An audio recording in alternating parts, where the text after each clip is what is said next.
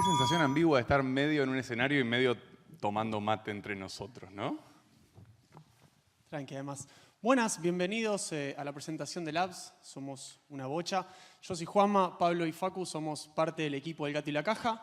Y desde hace ya 3 años insistimos con que las respuestas están buenísimas, son fantásticas, pero mucho más importante, más ricas y definitivamente más interesantes son las preguntas. Así que nos pareció por lo menos consistente tratar de hacer esta presentación justamente en torno a preguntas. La primera de esas preguntas la escuché acá afuera, que es ¿cómo carajo un blog presenta un departamento de investigación? Es válida y vale alguna respuesta también. El Gato fue un blog durante más o menos 2 días. Después de eso, gracias a la radio, social media y tanto otro proyecto, nos presentamos durante 2 años como un proyecto multiplataforma de comunicación científico-cultural. Sí, si alguien sabe lo que es, me manda un mail, por favor. Con el tiempo, 2 años en el futuro, y para escapar de estas definiciones, entendimos que Gato es más una voluntad, que se explica más por las cosas que hace que por lo que es. Hoy definimos Gato como ciencia en lugar, es esta cosa que hace investigación, comunicación y diseño. Varias veces nos hemos parado a hablar de comunicación, otras de diseño. Hoy nos toca por primera vez hacer foco acá, en el área de investigación, para contarles por qué, cómo y de qué trata Labs. Buenas, ¿cómo están? Lo primero que uno puede preguntarse es ¿por qué? ¿Por qué le vamos a abrir un laboratorio al Gato con el esfuerzo y el tiempo que ya nos lleva a hacer todo el resto de las cosas que nos lleva al Gato?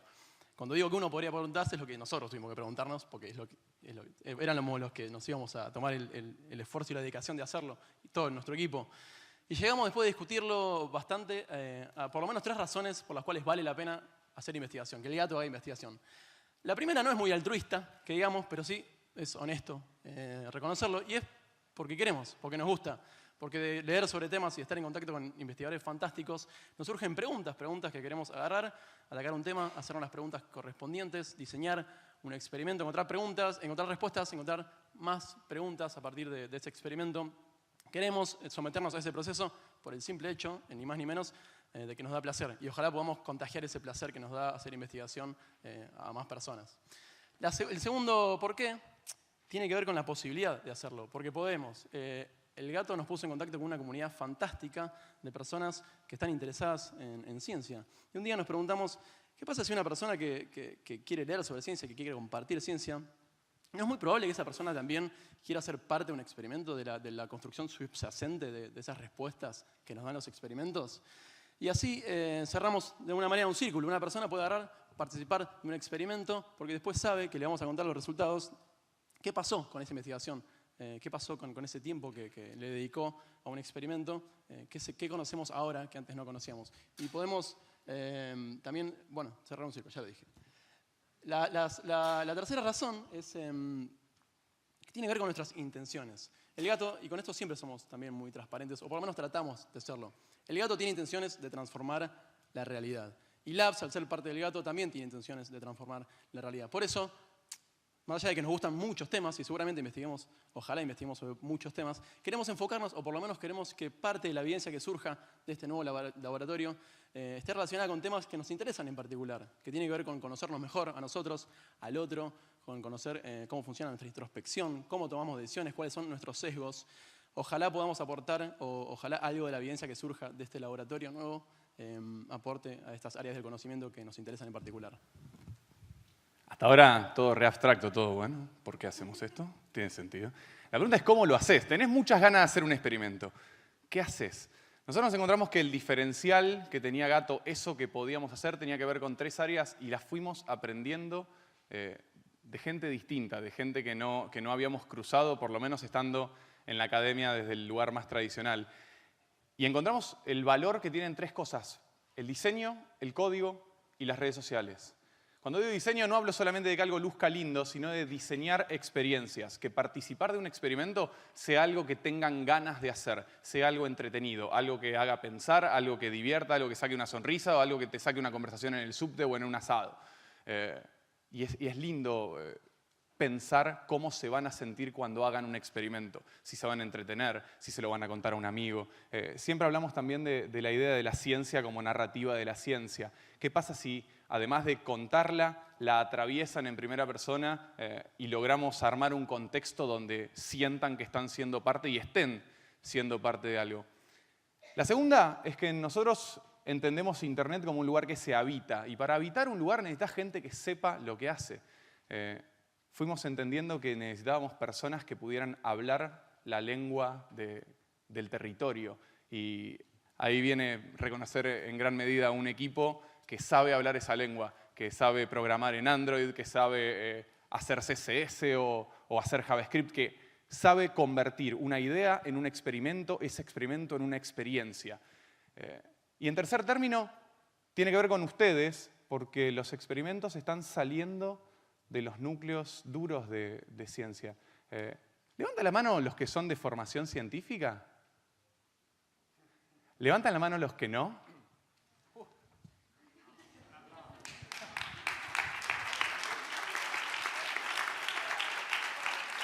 En segundo término, queríamos arrancar hablando de las cosas importantes. Se suelen dejar a las personas al final, nosotros no nos podemos resistir. Queríamos hablar del equipo nuestro, que los amamos, con los que sin ellos no se hace un experimento. Sin esta gente no arranca Labs, no se hace nada. Queríamos hablar de la gente con la que colaboramos, que es gente que se jugó a decir, estos pibes capaz que están haciendo algo que puedan dar, y tomaron un riesgo bastante interesante. Y en tercer término, antes de largar cada experimento, ese experimento es recontra cascoteado y es recontra mejorado, y siempre estamos en beta, siempre estamos probando y viendo si algo funciona. Y eso pasa porque se lo publicamos a un subgrupo de ustedes y nos devuelven. No nos dicen siempre que sí, nos dicen, esto está bien, esto es medio una mierda, esto también es una mierda. Ya la tercera uno se siente mal, pero eso nos permite que esas experiencias lleguen a la comunidad más amplia y más abierta de una manera que esté buena, que está sólida. Y sin eso, sin esos tres elementos, no podríamos hacer absolutamente nada. Pero no les dijimos que íbamos a hablar, les dijimos que les íbamos a mostrar resultados. Y lo bueno es que se va a subir acá la gente más idónea para mostrar esos resultados, que es la gente que lo transpiró, la gente que pipeteó estos experimentos que no se pipetean. Y vamos a hablar de tres cosas. Vamos a hablar un poquito de cognición aritmética, de Moravec, una aplicación de Android fantástica que remó muchísimo Fede, al que van a conocer en segundos. Vamos a hablar de ceguera a la elección política, el primer proyecto que salió medio de entrañas de gato y que nos permitió meter el dedo en un lugar incómodo que tiene que ver con cómo podemos justificar como propias decisiones que no son nuestras. Y por si eso fuera poco, nos metimos en moral, porque si ya estamos hablando de política, hagámonos mierda. Entonces me toca abrir y presentar dos personas absolutamente fantásticas. Una es ingeniero, y es ingeniero por Moravec. Su tesis fue Moravec, es Federico Zimmermann. Y el otro es el fantástico, el mágico, Andrés Riesnik.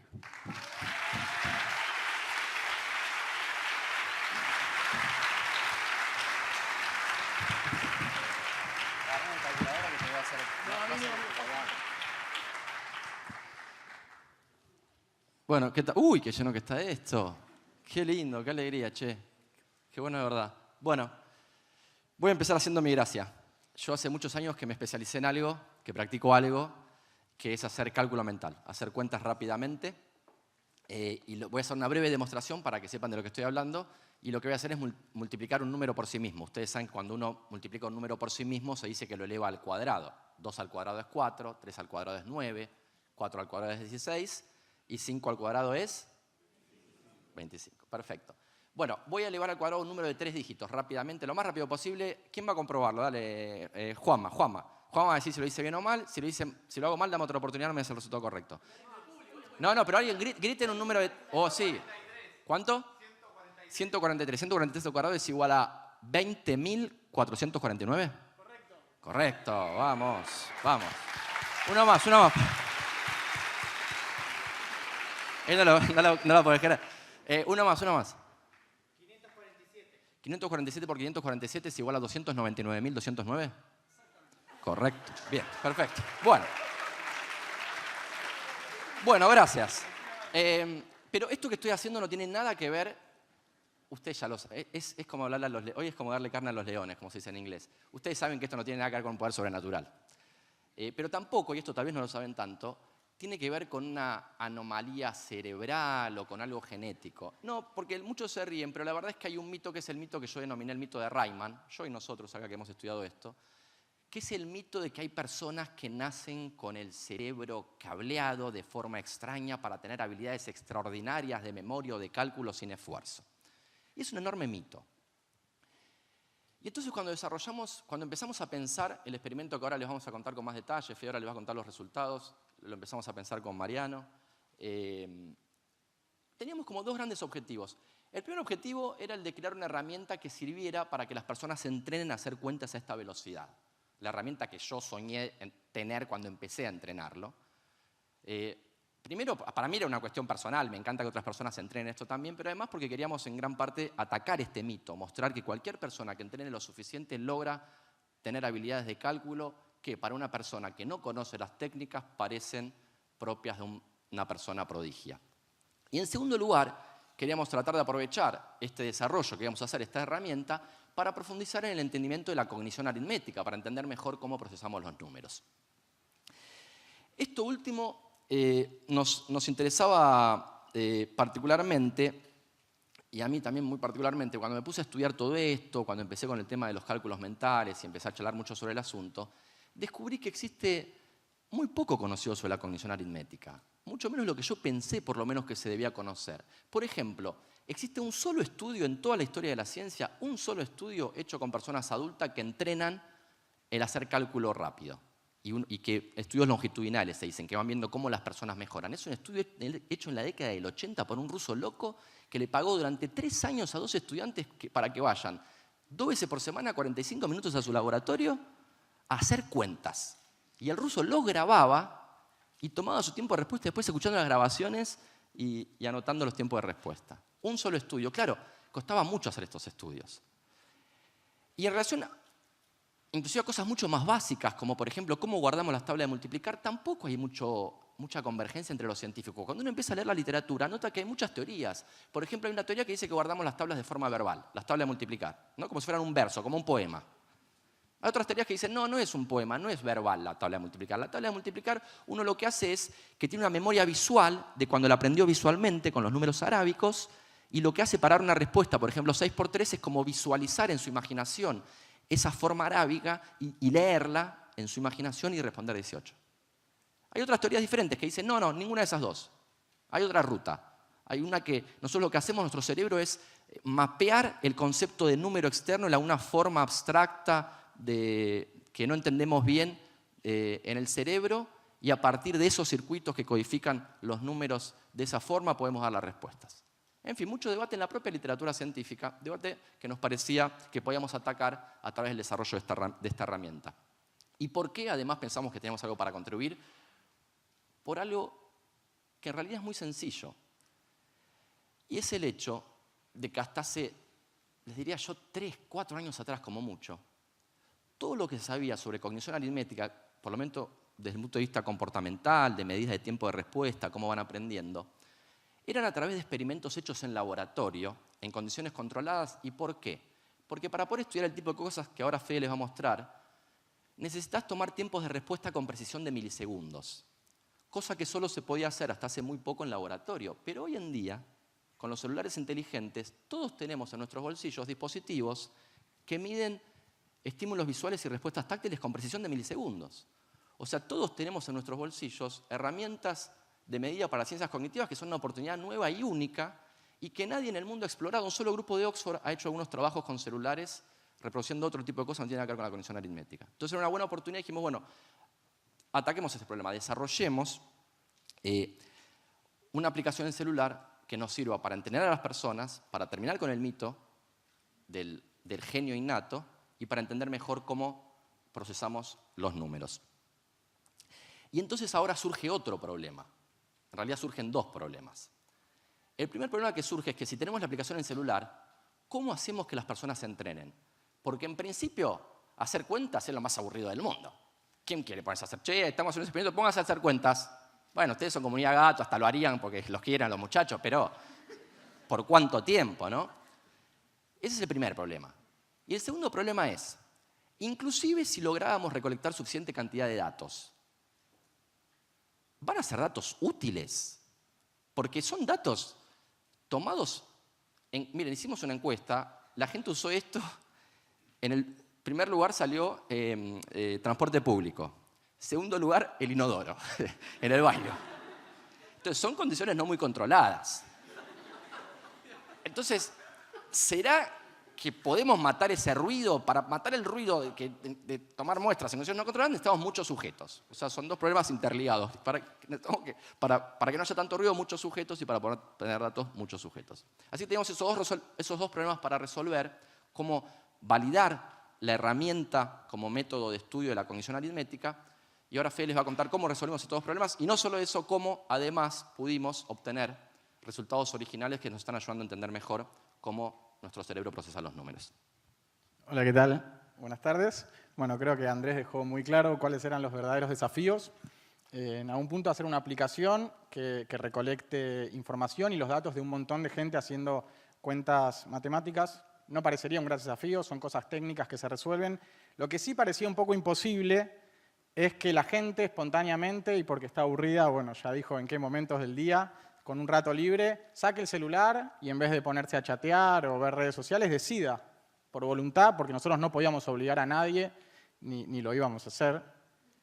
Ponerse a hacer cuentas, como dice, sencillamente responder a las preguntas de multiplicar o hacer esas destrezas, esas proezas de cuentas realmente complejas que puede hacer Andrés. No tengo para las diapos. ¿Crees que lo tenga yo? Eso. Muchas gracias. Esto es para adelante. Perfecto. Bien, entonces la primera decisión que tomamos para que esto sea posible fue darle un formato de juego, de videojuego al experimento. Ya no era un formulario aburrido donde nosotros preguntábamos lo que nos interesaba pidiendo por favor que lo completen, sino que al usuario le presentamos un juego.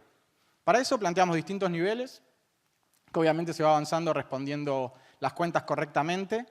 Cuanto más respuestas correctas tenemos, más estrellitas obtenemos por cada nivel. Al mismo tiempo hay un relojito que nos va agotando el tiempo, que nos suma esa adrenalina propia de los videojuegos a la que estamos todos tan acostumbrados. Y ya esa persona que tiene instalada en su teléfono celular, llamemos este experimento, ya no se enfrenta a algo aburrido, sino que tiene que jugar a Moravec. No solo participar del experimento, sino jugar. Entonces, nosotros más o menos conocíamos la complejidad de las operaciones que queríamos estudiar. Quizá lo más sencillo es sumar dos números chiquitos, después sumar dos números un poco más grandes, después las multiplicaciones, así hasta llegar a elevar números de 3 dígitos al cuadrado, que era nuestro objetivo final. Poder estudiar a gente que haya dedicado tiempo y esfuerzo para poder elevar números tan altos al cuadrado. Bueno, entonces armamos los niveles así, que vaya subiendo de a poquito, pero la app era muy aburrida, era muy tedioso, era muy cansador, era un esfuerzo constante, por lo que nos pusimos a estudiar videojuegos, porque claro, si queríamos hacer un videojuego que parezca un videojuego, algo teníamos que estudiar. Y fue así que dimos con la trama de la película de Star Wars. Se llama Episodio 4, históricamente, cronológicamente, todos saben que es la primera que salió, la primera que se filmó, la primera que se estrenó. Acá podría hacer algunos chistes de quién la vio en el cine, pero no tengo el conocimiento de la época. Pero bueno, vimos que la tensión dramática que se trabaja en esta película es la que la mayoría de los videojuegos usan para encarar la aventura del héroe. En este caso es el jugador del videojuego, que muchas veces, por ejemplo, en los juegos donde hay una aventura gráfica, nos identificamos como jugadores con un héroe y atravesamos la misma aventura del héroe. Entonces nuestro desafío era llevar al jugador de Moravec, al participante del experimento, a transitar algo parecido a lo que transitó Luke Skywalker en la película de Star Wars. Acá, bueno, un poco con el diario del día después, me armaron la diapositiva de cómo nos fue. Midiendo el tiempo que tardaron los usuarios en resolver cada nivel, podemos ver la dificultad progresiva de los niveles. Así que, bueno, ahora les cuento que la dificultad de los niveles está basada en Star Wars. Y parece que funciona bien, porque no son incrementos graduales, como les decía, que resulta muy cansador, sino que quizá tenemos como desafíos de mucha tensión, de mucha intensidad, que una vez que los superamos ya podemos relajarnos, disfrutar que nos fue bien, que pasamos los niveles, y como se ve, quizá hay un descenso en la dificultad donde nos relajamos, disfrutamos del juego, para encarar otro nuevo desafío donde tenemos que volver a hacer cuentas realmente difíciles. Y no solo queríamos presentarlo como algo entretenido, sino también teníamos que dar una motivación para que se copen y participan y realmente tengan ganas de participar de este proyecto. Y fue así que creamos una comunidad en Internet, un grupo de Facebook, donde compartimos todos los objetivos, todo lo que les estuvo comentando recién Andrés, nuestros intereses, cómo pensábamos resolverlo, y donde nos abríamos al feedback de los usuarios. ¿Qué les parecía? Bueno, también cómo lo usaban, cuándo lo usaban, si encontraban algún error, si mejorarían algo y demás. Pero lo más interesante, para lo que nos fue más útil este grupo, fue para justamente la interacción entre los usuarios. No tanto nosotros con los jugadores, sino entre ellos. Se armó una especie de sana competencia, donde todos los jugadores empezaron a comentarnos, sana, donde cada uno empezó a decir, yo llegué al nivel 5, yo voy por el 50, yo voy por el 110, y bueno, nosotros la alimentamos con algunos premios, puede ser, ¿no? Un poquito, algún premio para el que llegaba más lejos. ¿Puedo contar algo?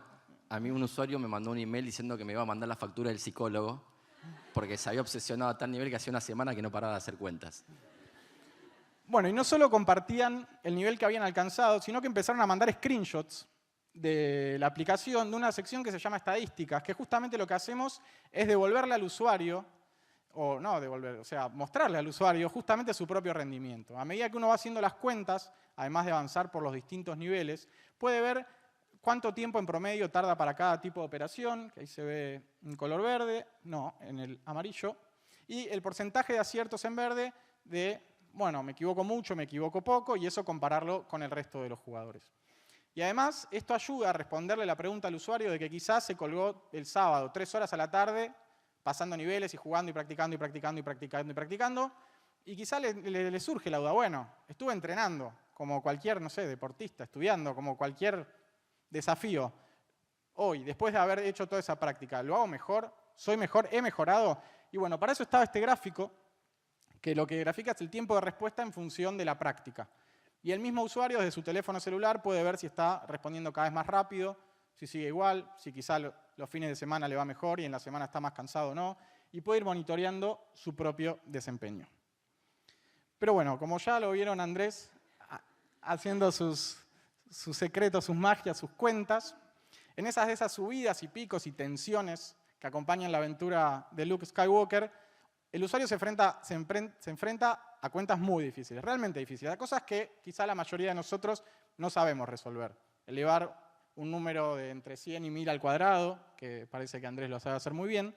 Y bueno, él se tomó el trabajo de armar un tutorial dentro de la aplicación, tanto en video como en texto, donde nos explica cómo hacerlo. Él, para calcular 72 al cuadrado, puedo contar el secreto, ¿no? Por supuesto, un poquito les digo, no hace 72 por 72. Él tiene una estrategia, un método que le permite hacerlo en forma mucho más fácil y mucho más rápida. Por supuesto que la aplicación está disponible para cualquiera, si quiere aprender, el tutorial está en la sección tutoriales, pueden practicar y verlo. Y veremos si la gente aprendió o no a realizar todo esto. Pero esta es la aplicación que tendríamos. Así se transformó la idea del experimento, de querer aprender más sobre cognición aritmética, responder todas estas preguntas, pero al mismo tiempo plantear algo desafiante, algo entretenido y motivar a la gente a que participe. Fue así que armamos la aplicación, la subimos a Google Play Store, que está disponible para todos los teléfonos que tengan Android. Se la pueden bajar en cualquier momento, en cualquier parte del mundo, en forma gratuita. Y bueno, contarles que hasta el día de hoy ya tuvimos más de 2.800 descargas, es decir, que hay más de 2.800 personas participaron del experimento y en total hicieron más de 900.000 cuentas mentalmente.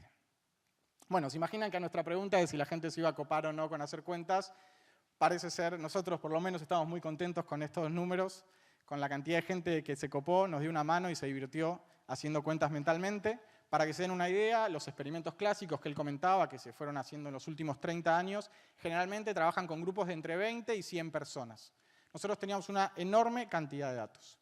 Datos que, como bien dijo Andrés, fueron tomados en el colectivo, en la casa de uno, en los tiempos, quizá más cansados, menos cansados. Y no sabíamos si esto era igual de válido que la imagen que nosotros tenemos de un científico en el laboratorio, quizá con el sujeto todo cableado, fijo, quieto, nervioso, situación controlada, nada de ruido, si pasa un bondi se mide de nuevo. No sabíamos si estos datos eran igual de válidos. Entonces lo primero que hicimos fue estudiar toda la bibliografía sobre cognición aritmética, sobre cómo realizamos operaciones y ver qué resultados les había dado a ellos y qué nos había dado a nosotros. Y lo increíble fue que en solo 2 semanas de recolectar datos pudimos replicar y obtener exactamente los mismos resultados que en los últimos 30 años de investigación en cognición aritmética.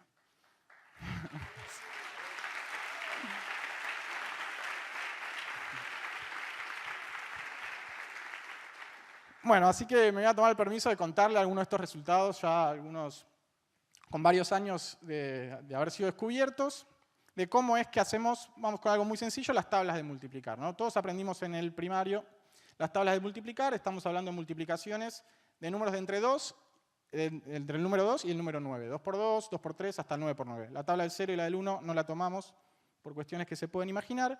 Y lo que estudiamos es qué porcentaje de aciertos tiene la gente, es decir, cuánto se equivoca.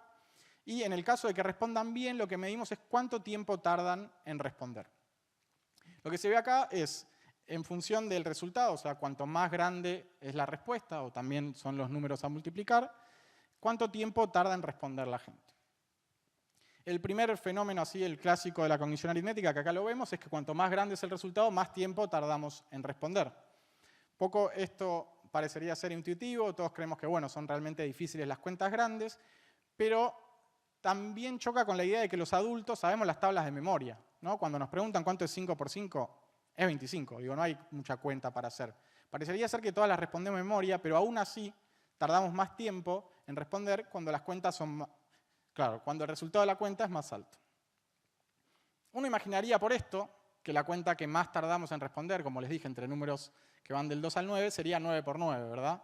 Pero 9 por 9 es este punto magenta, que está ahí abajo a la derecha, que está bien a la derecha porque justamente el resultado es muy alto, pero está muy abajo, o sea, lo respondemos súper rápido. O sea que el modelito ese no estaba muy bien. Esa idea funciona quizá para ahí lo que está en verde, pero ¿qué pasa con lo magenta? Lo magenta son las operaciones en las que los dos dígitos son iguales, como es el caso que les dije de 9 por 9, 8 por 8, 7 por 7. Bueno, esto es una excepción a los tiempos de respuesta. Estas cuentas, pruébenlo ustedes, fíjense cuán difíciles les parecen, resultan de lo más fáciles. O sea, cuando los dos números son iguales, la gente responde rapidísimo, acierta siempre, y se ve esto, una disminución pero considerable en los tiempos de respuesta. Un debate que todavía está abierto en la bibliografía, en estos años de investigación que les comenté, pero que nosotros pudimos aportar un poco de luz, es si para este caso, que se llama, bueno, los tie effects, el tie effect en inglés, que bueno, cuando los dos números son iguales, si había un aumento, una pendiente, cada vez que los números son más grandes y tardábamos más tiempo. Bueno, hay un debate si tardamos lo mismo para 2 por 2, 3 por 3 que para 9 por 9, o si 9 por 9 resulta un poco más difícil que 2 por 2. Bueno, ese era un debate que nosotros con los datos de Moravec, yo todos los que le presento acá obviamente es con datos de Moravec que pudimos recolectar con la participación de todos nosotros, es que sí, es que hay un aumento de los tiempos de respuesta, pero considerablemente menor que para el caso de cuando las operaciones son distintas. También estudiamos qué pasa cuando nos equivocamos. Acá se muestra, por ejemplo, la cantidad de respuestas para 7 por 5. Por suerte, la gran mayoría, cerca de 1000 veces, respondieron 35. Pero también hubo unos casos poquititos donde se equivocaron. Y si podemos ver dónde se equivocan, dónde es que caen, es muy curioso y muy interesante ver que no es que generalmente le pifian por uno, o sea, como que le pegan en el palo. Generalmente se van a otro vecino en la tabla. O sea, se siguen manejando en el universo de las tablas de multiplicar, no se van de ahí, pero en vez de dar la respuesta a la pregunta que nosotros le estábamos dando, nos responden a otra pregunta. Como acá sucede que es muy frecuente que en vez de responder a 7 por 5, responden a 9 por 5. Esto nos resulta súper interesante para estudiar memoria, porque, por ejemplo, podemos hacer analogías con otro tipo de memorias. Con Andrés estábamos pensando, por ejemplo, qué pasaría si empezamos a preguntar capitales en vez de cuentas. Sería muy probable, no sé, pensemos en la capital de Ecuador, quizá algunos la saben, quizá no, y yo puedo decir que es Bogotá. Y quizá uno dice, bueno, se equivocó, más por poquito, es medio entendible quizá. Bueno, no sé, algo parecido sería raro que yo dijese Mar del Plata, ¿no? Que ni siquiera es una capital de ningún país. Eso llamaría mucha atención, o que dijese una capital más lejana, ¿no? Como podría ser Bangkok. Bueno, creemos que esa misma estructura de memoria, que puede ser aplicable a las capitales de países, puede trasladarse a las tablas de multiplicar. Bien, esta es otra forma de visualizar las tablas de multiplicar. Tenemos círculos verdes que representan el tiempo de respuesta y negro el porcentaje de errores. Bueno, como les comenté, ya pudimos validar la herramienta. Los datos que nosotros estábamos obteniendo eran exactamente iguales que los que se obtenían en el laboratorio. Y ahí sí nos animamos a hacernos preguntas nuestras, preguntas propias. Entonces, a partir de los tiempos de respuesta y resultados, bueno, ahí está marcado, por ejemplo, la diagonal. Son los números, las operaciones que tienen números iguales. que les mostraba son mucho más chiquitos que los vecinos. Es lo que en el gráfico anterior estaba en magenta. Y ahí está marcada la tabla del 5 también, que resulta particularmente fácil. También está en horizontal. Nosotros queríamos estudiar esto que Andrés les comentó, de cómo almacenábamos esto, de si había una parte que influenciaba el idioma, si no, cómo es que lo estructurábamos. Y sobre todo, qué pasaba con la conmutación. A todos nos enseñaron en la primaria que 6 por 3 da lo mismo que 3 por 6, ¿no? Es multiplicación, es conmutable y no habría ninguna diferencia. Ahora, ¿es lo mismo para nosotros realizar 6 por 3 que 3 por 6? Y nos pusimos a estudiar esto, que por suerte nadie lo había estudiado, no porque no quisieran, sino porque no tenían las herramientas. Estas diferencias que pensábamos encontrar o no, si las hay, son muy sutiles, son de unos pocos milisegundos. Entonces, era necesario tener herramientas que midan con precisión de milisegundos, como lo es el teléfono celular y las tecnologías modernas, pero al mismo tiempo tener un montón de sujetos que nos permitan estadísticamente poder validar que estas diferencias tan chiquititas no sean mera casualidad. En efectos generales, lo que vimos es que se responde más rápido si en la multiplicación el número más grande de los dos aparece primero. Pero quiero detenerme en 4 multiplicaciones que nos llamaron especialmente la atención, que se responden sorprendentemente rápido y que queremos ver si podemos explicarle algún motivo de por qué nos es fácil decir que 6 por 4 es 24, 7 por 5, 35, 9 por 5, 45 y 6 por 8, 48. Entonces nos preguntamos, ¿por qué estas son más rápidas que incluso los que están alrededor o que la versión conmutada de 4 por 6 o 5 por 7? Y lo que nos dimos cuenta es que estas operaciones, por lo menos en el idioma español, que es como estábamos haciendo el experimento, riman. No sé si lo notaron cuando lo dije, traté de poner mi mayor esfuerzo. Pero riman. Y eso lo que produce en nosotros es que respondamos mucho más rápido que para la contraparte donde no riman. O sea, nos es más fácil decir 6 por 8, 48 que 8 por 6, 48, incluso con la calculadora que nos lo presenta en número, lo cual es increíble. Y nosotros respondemos ingresando los números. Entonces acá pudimos entender y aportar al área de cognición aritmética cómo el idioma, la forma en la que hablamos, la forma en la que escribimos, también influye la forma en la que realizamos operaciones. Bien, y hasta acá les conté todo lo que nosotros aprendimos y las preguntas que teníamos y lo que, bueno, todavía quizás seguimos aprendiendo gracias a este experimento. Pero ustedes lo vieron a Andrés hacer lo que hace, multiplicando velozmente, que era lo que le proponíamos a los usuarios.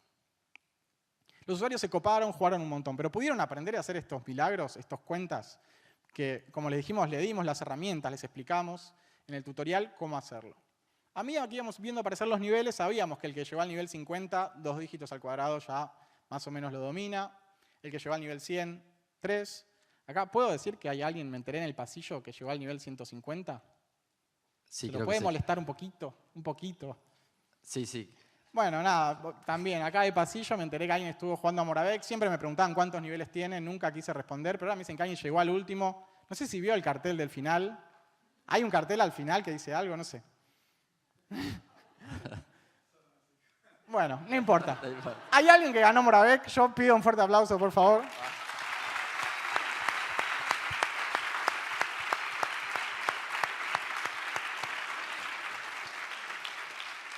...150 niveles de puras cuentas matemáticas, aritméticas, increíble, bueno, admirable. Entonces, lo que nosotros hicimos con los datos que nosotros teníamos era justamente ver qué pasaba con los tiempos de respuesta para alguien que avanzó tantos niveles.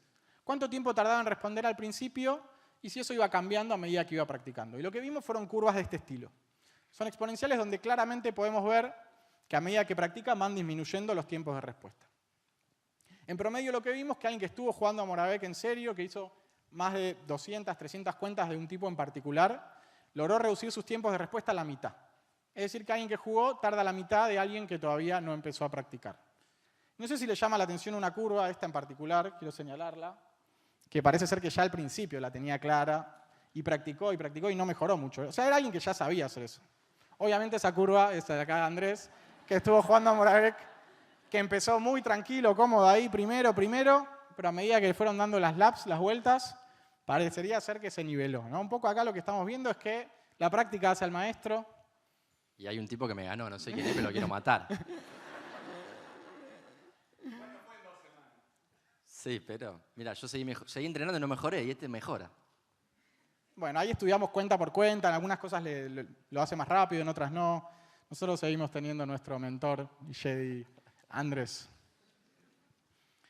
Bueno, entonces, nosotros hicimos un juego que es a la vez una aplicación, que es también un experimento. En este juego, la gente fue aprendiendo a hacer cuentas aritméticas realmente difíciles, en forma mental. Nosotros pudimos replicar en 2 semanas todo el conocimiento adquirido en los últimos 30 años en la disciplina. Y al mismo tiempo pudimos aportar nuevos conocimientos. ¿Cómo es que el idioma influye en la forma en la que realizamos operaciones? Gracias a la comunidad que les comenté, todo esto lo fuimos compartiendo entre programadores, entre científicos, diseñadores, entre todos los que jugaron, todos los que tenían dudas, preguntas, todos los que se acercaban con inquietudes de cómo estaba hecho el juego, el experimento, la app, o algunas dudas sobre cómo procesamos los números y demás. Fue un experimento realmente compartido entre todos nosotros, pero también queríamos compartírselo a la comunidad científica. Fue por eso que escribimos un paper, que es un poco el idioma que maneja la comunidad científica, que fue revisado por los especialistas mundiales en cognición aritmética.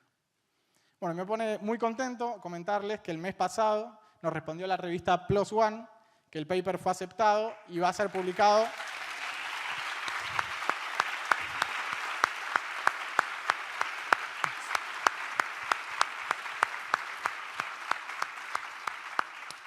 Bueno, un paper que esperemos que sea publicado en los próximos días, bajo el título algo así como Aritmética en tu teléfono celular, una investigación a gran escala sobre sumas y multiplicaciones sencillas, donde obviamente participaron genios como Andrés, Mariano, los gatos y yo. Yo participé. Genial también. No sean malos. Bueno, este es un primer paso que dimos con Moravec. Tenemos muchas cosas para seguir estudiando, cosas como el idioma y demás, muchas cosas que tenemos ganas de hacer y que vamos a hacer. Pero los dejo con Andrés que les cuente un poquitito mejor. ¿Cómo seguimos con todo esto? Sí, les cuento muy rápidamente los próximos pasos que tenemos pensado hacer en esta investigación. Tenemos pensado, grosso modo, 3 cosas. ¿Qué pasó? ¿Estamos ahí? Ah, ahí va.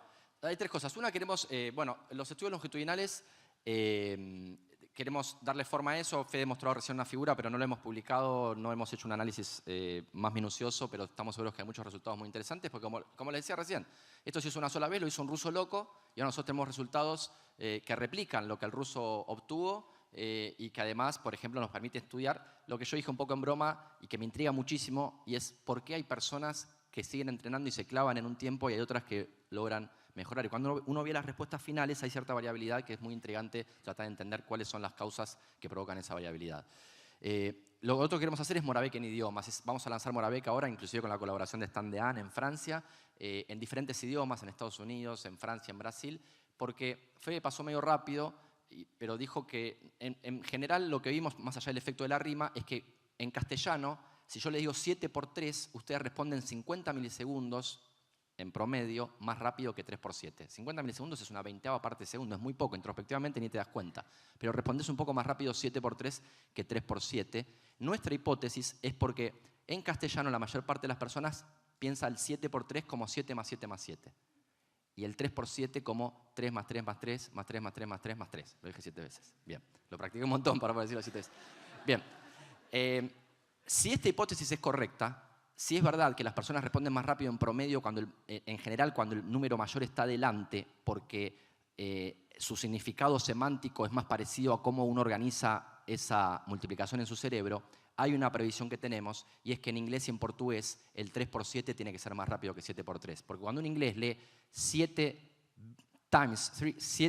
veces 3, lo que está, el significado semántico de eso para él es claro, es el 3 7 veces, ¿no? 7 veces 3. Entonces tenemos una hipótesis, queremos corroborarla y ese es otro paso. Todo esto lo estoy contando también porque estamos a la casa de estudiantes que quieran participar de estos experimentos, que nos vienen muy bien los programadores en particular, si hay acá personas que están, pero de todas las áreas va bien. Y por último, Moravequito. ¿Moravequito por qué? Porque algo que nos sorprendió es que la gente se copaba jugando. Y nos preguntamos, ¿será que logramos que los chicos se copen jugando? Que chicos de escuela primaria se copen a jugar y a hacer cuentas, cosa que generalmente tienen tanta reticencia a hacer. Bueno, veamos, estamos ahora queriendo desarrollar Moravec para chicos, ya hay becas pedidas para esto y esperemos continuar pudiendo presentarles en los próximos años muchos más resultados.